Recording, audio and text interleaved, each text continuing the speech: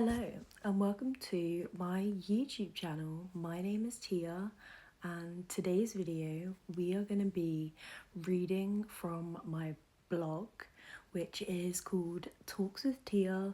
And if you want to check it out on its website, then that's talkswithtia.blog.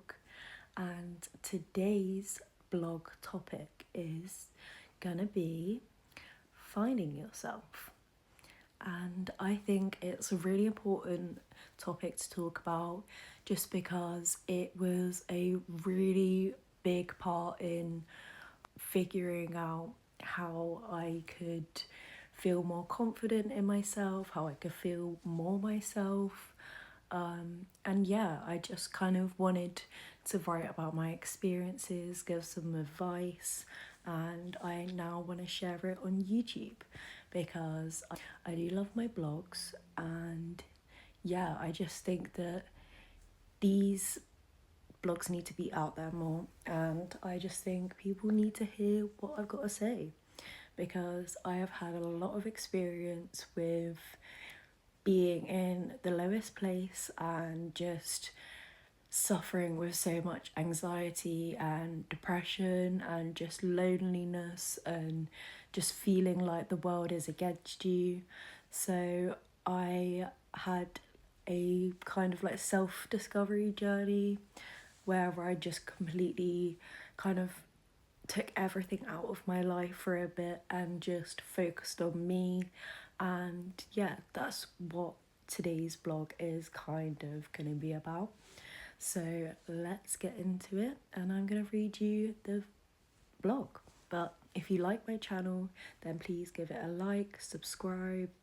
You could always ring the notification bell if you wanted. But yeah, let's get on with the video. So it is called Finding Yourself, and I am going to read it now. So, hi, welcome to Talks with Tia. Today's topic is finding yourself. I feel as though this is something which not many people speak about, or something that some people never conceptualize. I do think that this has a lot to do with the fact that it takes a lot of time and effort. I would like to start with what my personal experience of finding myself was like and how I got there. I always remember being a shy yet confident child, but I was always taught to stand up for myself, but was always put down if I did, which made me lose that confidence. I've struggled a lot in the past with bullying, mental health issues, abuse, and other traumatic events.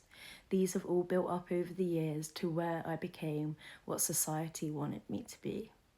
I was constantly in toxic relationships and friendships because of the lack of stability in my life, and this is something I've only recently learned about myself.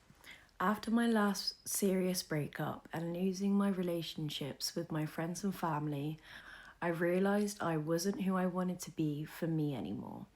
In my eyes, it had seemed like all these years I had been living for other people, but when it came down to it, I was the one choosing to follow someone else's dream.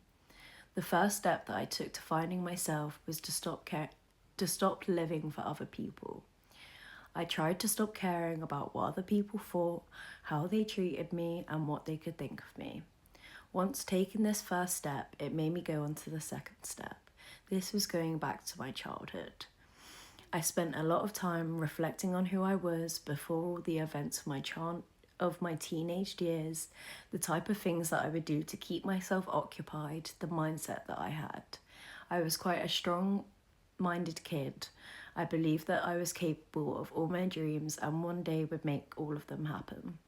This probably came from what I used to do to occupy myself. Reading stories, watching TV and films, playing with Barbies and on the computer. I just constantly lived in my own dream world. So that's what I started to integrate into my life, doing all the things that I did as a kid. Even if it felt stupid or cringe, I did it so I could find what I loved again. I fell back in love with reading, doing word searches and doing creative things. I watched the films and listened to the music I've not heard since childhood. I even embraced going back on long walks and appreciating my surroundings. I love looking at the flowers and soon realised that rivers are something that calm me down too. Something about the sound of the water is very soothing. I could even take my dog with me on walks, and those walks really bonded us together, and I knew that he would always be there for me. Exercising was also another huge factor in feeling more myself. It was important that I found one that I enjoyed, as I wasn't usually very interested in it. That's when I started regularly doing Pilates at home in my room. I would really recommend Pilates to anyone. They are just so simple yet effective. After doing all those things for myself, I started to begin to see who I was and who I wanted to be coming in. I could finally figure out who Tia was or who I wanted to be. I think that a lot of other factors play a big part in my continuing journey to self-discovery. One of those was making sure that I was surrounding myself with the right people. I think that a lot of people don't always have the best intentions. They want to see you hurt and let you down, yet they pretend they cherish the floor you walk on. Finding my group of my people was honestly the best thing that's ever happened to me. I think those people know exactly who they are, so I won't name any names. These people gave me the confidence to feel the things I wanted to feel, work on the things I've been hiding myself from, and to be better for not only them but myself. Another factor was trying to rewire my brain. I tend to have quite a negative mindset naturally, which I think is due to my mental illnesses, and I wanted to change that because it's a sad world when all you're consumed with is how bad everything is and how much of being an adult life can suck. There is so much beauty in this world, and I think that it's part of your journey to figure out what that is. Whether, like me, it's hanging out with your animals, friends, or going on walks by the river. Something I will say is that the journey is not easy, and there will always be good and bad days, but every day is a step closer to figuring out. I hope you enjoyed listening to my thoughts and the experience of me finding myself. If there are any questions you'd like to ask me or any topics you'd like me to cover, then please leave a comment below or message me on my social media accounts. But that is the end of my blog, Finding Yourself. And if you enjoyed this video, then make sure you give it a little like, you comment, and if you want me to carry on doing the blogs as videos, or if you want me to do any type of video, obviously just let me know. But yeah, hope you enjoyed this video and love you all.